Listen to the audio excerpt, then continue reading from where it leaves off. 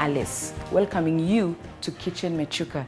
This is where you get to spend less time in the kitchen after a busy schedule. We also get to have fun and prepare a meal the Kenyan coastal way. Karibu.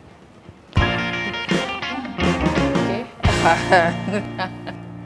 When I am from work and I go home and I feel very tired and I know my people are expecting something good, this is what I do. I take topside beef, 1/2 kilo, boiled. I'll have some tomato paste, some seasoning, ginger and garlic, grounded together, soy sauce, and salt. So we put our meat in the saucepan. Remember, it's cooked.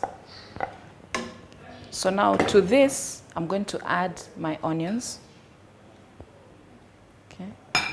We're going to put like 2 tomatoes, so we want it nice and red, chopped. I'll put some chopped sweet pepper. I'm going to throw in my ginger and garlic. And ginger, but don't put too much. To this mixture, I'm going to just add a bit of water so that everything cooks well. Wow, the ginger, the garlic, the sweet pepper gives it some nice aroma.